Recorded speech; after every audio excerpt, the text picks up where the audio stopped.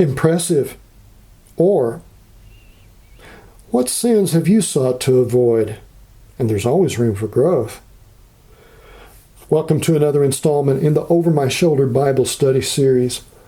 These brief video Bible studies typically serve to supplement the sermon that I preach each Sunday here with the Missouri Street Church of Christ in Baytown, Texas.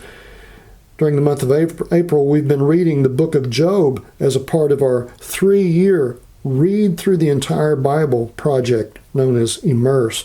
And as we've saturated ourselves with the book of Job, we've encountered the man Job. And what a man he is. The opening lines of the book say that he was a man who was blameless and upright, that he feared God and shunned evil. He's truly a good person. He really reverences God. He does all he can to avoid doing the wrong thing. Impressive, no? It gets all the more impressive. These are the words of the narrator, whoever that is. But in chapter 2, these very same words, verbatim, are used by the Lord God himself. There's no one on earth like him. He's blameless and upright, a man who fears God and shuns evil. He maintains his integrity. Interesting. Now, if we were to interview Job and say, Job, we know you've got a bone to pick with God. You're upset with him because you have lost everything in your life, including your health. The only thing you have left is the fact that you're still breathing and that you can talk with God about these things. And it's very clear that we can hear what you have to say to God, and it's disturbing. So tell us, Job, what makes you think you're such a good man? Well, if you were to read the entirety of the book of Job and make a list of such matters, you'd come up with quite a list. But I dare say you'll be hard-pressed to come up with a more concentrated, passionate, and for that matter, detailed list of its own than what Job makes in chapter 31, which is his last final extended word to God. It's like he saves his best shot for last. That's the entirety of this chapter.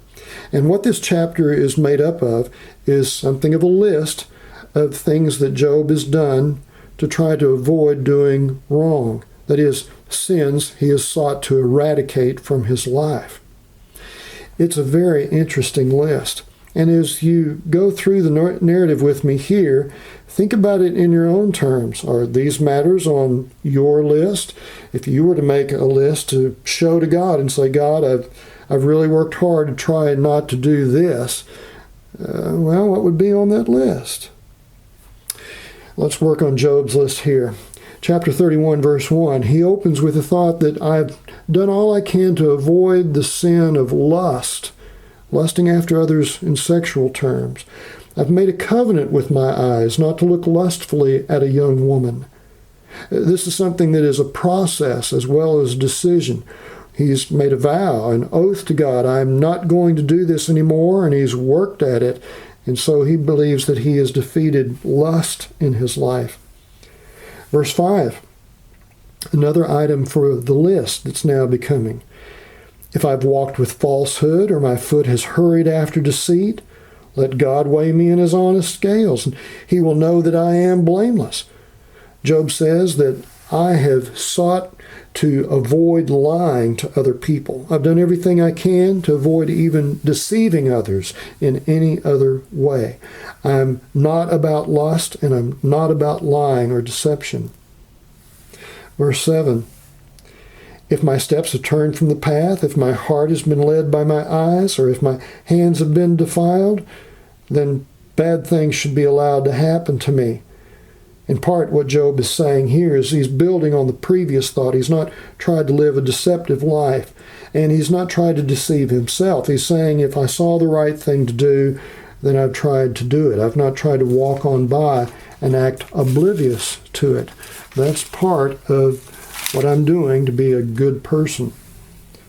Verse 9, Job says, if my heart has been enticed by a woman, or if I've lurked at my neighbor's door, well, then bad things should happen to me. Job is saying, and it's akin to what he began with about how he's avoided the sin of lust. He's saying, I've avoided carrying through with any kind of action physically connected with lust. I've avoided adultery.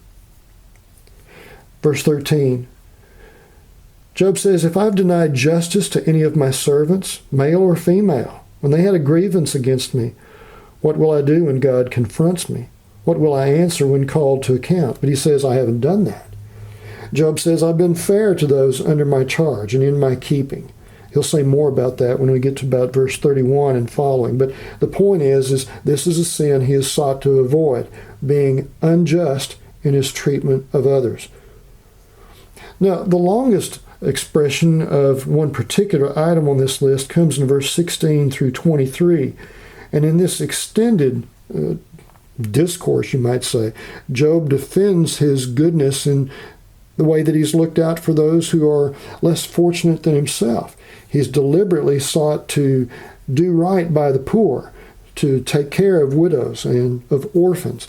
As he puts it here, if I've denied the desires of the poor or let the eyes of the widow grow weary, if I've kept my bread to myself and I've not shared it with the fatherless, well, then bad things should happen to me. But I've not been that way. I've watched out for them. And he particularly makes note here in verse 21 and following about how that he's avoided anything even remotely like abuse to someone that is less powerful than himself. He may have power over them. They may be under his charge, but he doesn't abuse them or use them wrongly. Verse 24 gives us another item on Job's list. If I put my trust in gold, or I said to pure gold, you're my security, if I've rejoiced over my great wealth, the fortune my hands have gained, well, then bad things should happen to me. And Job is saying, but I haven't done that. I haven't looked at my money as my real power in life. I've not put trust in my possessions as if they're what gives me real security in life. This is huge, isn't it? Job says that, in effect, I have conquered these things. This is a very impressive list, is it not? And it keeps going. Let's go on a little further. But before we do, note this thought of pride. He's not even become proud over his great wealth. And if we've read the opening of the book of Job, then we know that he is essentially the wealthiest man in the known world at the time. He would have been, we would think, easily tempted by this, to think that this is my strength and security. I've got it all. But he didn't go there. Verse 26, if I've regarded the sun in its radiance or the moon moving in its splendor, etc., bad things should happen to me. Job seems to be saying I've avoided the sin of idolatry. I've not turned something created into my God, acting as if it were the creator. I've not gone the way of the culture all around me. I worship the living God, I'm not an idolater. Verse 29 and verse 30, another item. What an item it is. If I've rejoiced at my enemy's misfortune or gloated over the trouble that came to me, I have not allowed my mouth to sin. And the thought goes on. Job is saying, I have not rejoiced when I've seen my enemies encounter trouble. I've not even wished ill on my enemies. I've not allowed my mouth to sin by invoking a curse against their life. Didn't so much as say, well, they got what they deserved, and I'm glad for it. Verse 32. No stranger has spent the night in the street. My door is always open to the traveler. Hospitality wasn't just big in the ancient world because it was a nice thing to do. It could mean the difference between life and death when you're left in a vulnerable situation, and all sorts of things can happen, whether it be wild animals, thieves, or more. Hospitality was crucial. It was real and practical care that could mean the difference between life and death, or having and losing all you have. Being inhospitable, that's what Job says I've not been about. Quite the opposite. My door has always been open. But he saves his ace card for the last.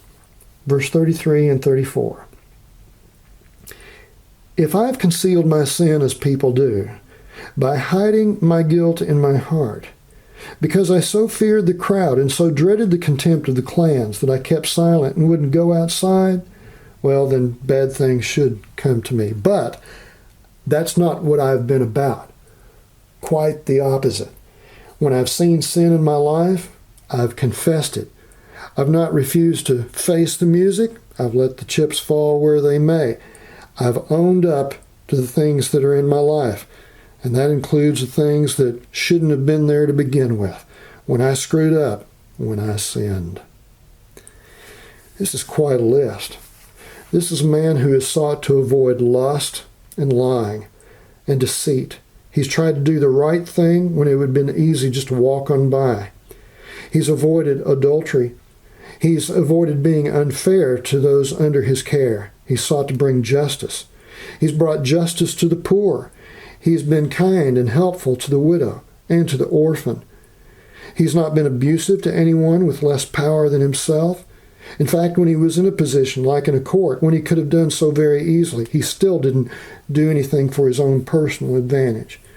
He didn't view or live like money was his security. He didn't put his trust in his possessions as if that was the power that was operative in his life. He did not become proud over what he possessed. Pride was not at his heart, he believes. He's not an idolater. He continues to worship the living God, though many around him are anything but about that. He doesn't even rejoice when his enemies come up against troubles, and he doesn't wish ill on his enemies. He's not inhospitable, and he doesn't leave people vulnerable or hanging. And when he's done wrong, he owns it. He confesses it. He's willing to pay the piper, as it were.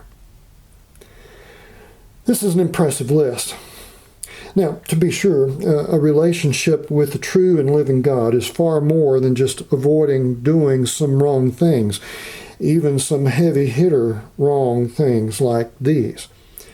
But it is a good place to begin, is it not? As good as any. And it makes for a good checklist in our life as to how are we coming along with that trying to live a blameless and upright life before the Lord sort of thing. What Job has to say here, whether it was actually true in his life or not, functions as something of an accountability test for each of us. For as we go through the list, we can see ourselves in that list or not. And our mind also goes to other matters, things that, well, this is something that I've sought to avoid that I didn't see on Job's list. That doesn't make me any better or worse. It's just a matter of note. And our mind begins to grow in awareness of what does it mean to, as God put it, to be holy, for He is holy. Go and think about these things. Grace and peace be with us all.